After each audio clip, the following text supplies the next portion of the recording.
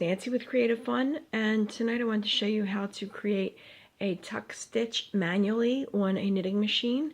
And I'm working with a standard gauge knitting machine tonight. It's a KnitKing, similar to a Brother 930 or a KnitKing. It's actually a KnitKing brand, but let's see, I'm hooking up. Let me show you what I'm going to do. I got a piece of stockinette stitch they've already knitted, and I want to show you how I would add in these tuck stitch pattern, which is pretty from the reverse side here, the purl side.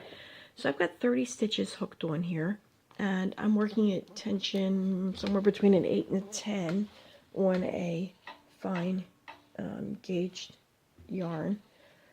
I think it's sport weight. And so I'm going to set my row counter. Don't know if I'll need it or not. So what I'm going to do here is I'm going to take my knitting machine and place it on in hold position. Let me show you what that looks like.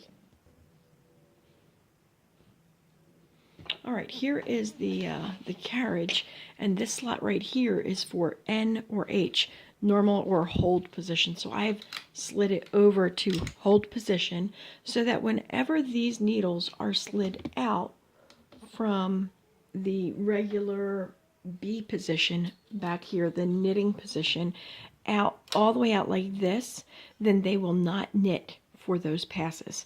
So what I'd like to do here for the pattern I have in mind is to pull out one needle, count 5 that I'm going to leave in B position. So this one's going to E as an elephant position. These are going to stay in working position down here. 1, 2, 3, 4, 5, and pull out the next one. 1, 2, 3, 4, 5. If you work with an odd number, then you can alternate the pattern. 1, 2, 3, 4, 5. Next one out. 1, 2, 3, 4, 5. Next one out. 1, 2, 3, 4, 5, and that's it for there. I have a lot of weights hooked up down below, and I'm going to just do 2 passes across, and all of these back here will knit, but these that are sticking out will not. 1, 2, I meant to say let's do 4 passes. 3, 4, and now I'm going to put these back into working position, and the next time I knit, I want to use these center ones, are going to be the ones that are going to come all the way out instead of these back here. But that's just the pattern I've decided on. You can follow some other pattern. Let's push these back so that they knit and go across. 1, 2, 3, 4.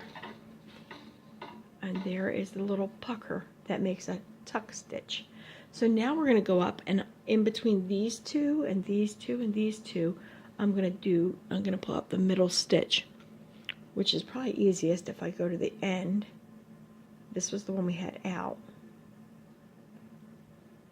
And if I pull this one, let's see, next one out. This one right here is the middle stitch. 1, 2, 3, 4, 5. Next one out. 1, 2, 3, 4, 5.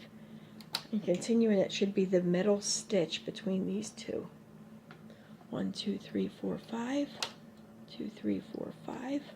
Out. And then we're going to go across 4 times. 1, 2, 3, 4. Poke them in. 1, 2, 3, 4. Now you can go across just 2 times. You can alter how many rows you knit between these tuck stitches. You can alter how many tuck stitches you put in a row. You cannot put 2 tuck stitches together. You can't pull out 2 of these and expect it to knit right, okay? You can only do 1 tuck stitch by itself. Let me see what we can do here. Now we start at the end again. 1, 2, 3, 4, 5. Whoop. 1, 2, 3, 4, 5. 1, 2, 3, 4, 5. All right, and then we're going to go across 4 times. Push them in. Oops, I didn't push that one in all the way. I thought that might be the problem. So I'm going to repair this. Let me show you how that's done. Since I did not push this in far enough, it stayed in hold position. So I want this last thread right here to go into this hook up at the top.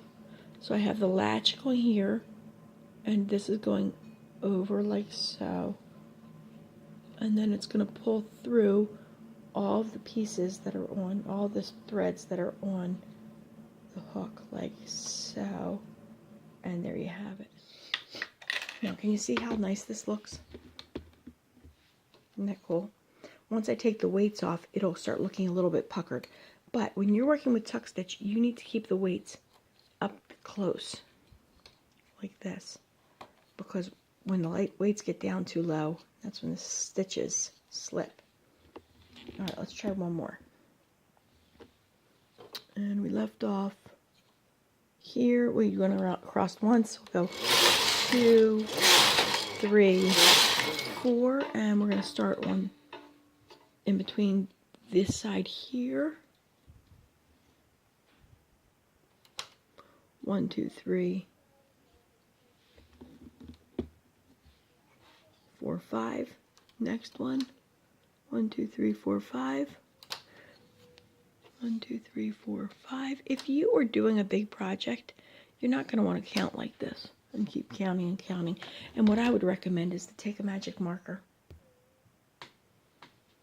You could take a permanent marker and mark where the needles are on your bed. So these are the ones that I know I have to pull out. If I were doing this a lot, that's what I would do. Mark those. Go across 4 times.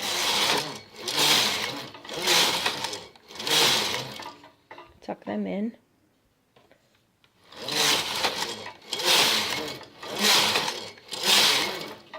Go across 4 times.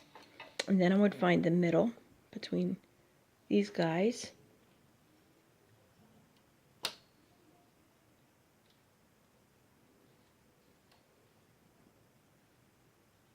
What's this one? 1, 2, 3. There we go. 5.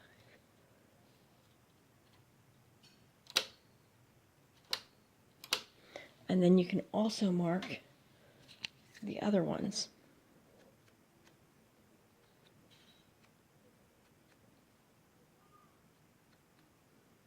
This will come off with, well, apparently this one's coming off with just the carriage going across. So you might have to mark it back a little bit.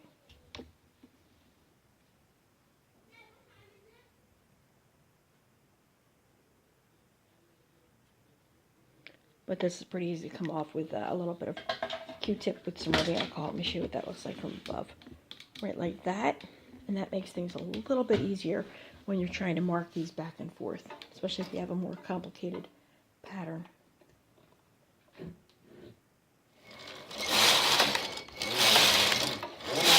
And I think you get the idea of how this is done. Let me get this off here so you can see what it looks like. And this is the kind of thing you typically would use from the reverse side. I think I said that. And there it is. Doesn't that look pretty? So that's how you do a tuck stitch manually. And you can alter the pattern to suit your needs. Here's what the other side looks like. Not extremely interesting from the other side. Not bad. It has kind of a wavy look from the side. But the beauty of it, I think, is from this side. Okay. Anyway, thank you for watching. I hope that's been helpful to you. If you have other questions, suggestions, comments that you'd like to make, or things that you'd like to see, please send me a note, write it down below, and I'll see what I can do. Thanks for watching, and have a great day.